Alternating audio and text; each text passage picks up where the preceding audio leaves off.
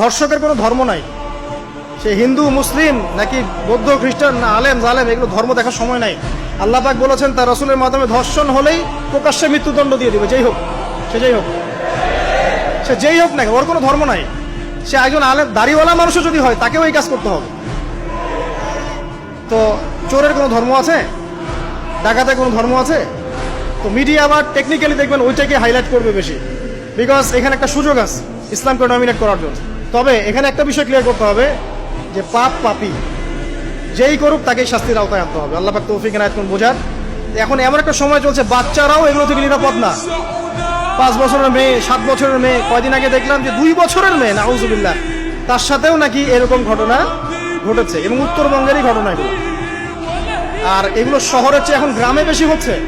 কারণ কি জানেন, গ্রামে তো আগে মানুষ এই উন্মুক্ত পোশাক আশাক দেখতো না খুব বেশি।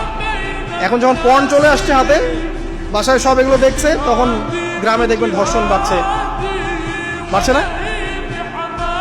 এটা নিয়ে আমি আলাদা লেকচার দিয়েছি যে কতগুলো ধর্ষণ হয়েছে এই পর্যন্ত। এই বছরই লাস্ট এই বছরই দেখবেন রিপোর্টেড 1337টা রেপের ঘটনা ঘটেছে এই বাংলাদেশে। অ্যালার্মিং বিষয়। আর আমেরিকাতে প্রতি 6 জনে একজন রেপ হয়, আর রেপের রাজধানী হচ্ছে সাউথ আফ্রিকা, ওখানে প্রতি 3 জনে একজন রেপ হয়। তো এইগুলো কিভাবে হচ্ছে? Only because of pornography. এটা যদি এখনো বন্ধ করতে না পারা যায়, আগামী ভবিষ্যৎ খুব খারাপ হবে। যেখানে সেখানে মানুষ জেনা করবে, যাকে তাকে রেপ করবে দেখে নিয়ে, বিকজ এটা ভিতর থেকে মানুষকে পশু বানিয়ে দিচ্ছে। আমরা জানি এর পিছনে একটা বড় ইন্ডাস্ট্রি কাজ করে, যারা সারা বিশ্বে প্রায় $98 বিলিয়ন ব্যবসা করে পর্ন দিয়ে। শুধু আমেরিকায় ব্যবসা করে $12 বিলিয়ন সারা বিশ্বে। $12 বিলিয়ন বোঝেন? $1 বিলিয়ন কত কোটি বোঝেন? $100 কোটি। এই বিশাল একটা ইন্ডাস্ট্রি আছে, এর পিছনে টাকা কাজ করে, টাকা, অনলি টাকা। আর এখানে যা দেখানো হয় সবই ফেক, এগুলো কোনোটাই সত্য না, এটা শুধু একটা অভিনয় আর কিচ্ছু না। তো এটা দিয়ে পুরো স্পেশালি মুসলিম যুবকদের ভিতরে এমন একটা মানে পশুত্ব ঢুকে দেওয়া হয়েছে যে জেনা, ধর্ষণ, বেহায়াপনা এগুলো বাড়তেই আছে দিন দিন।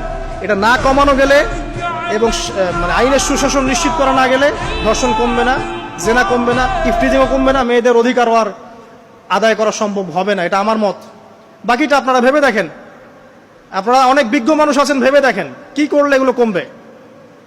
যদি না ভাবি, আল্লাহ পাক কি করবেন জানেন?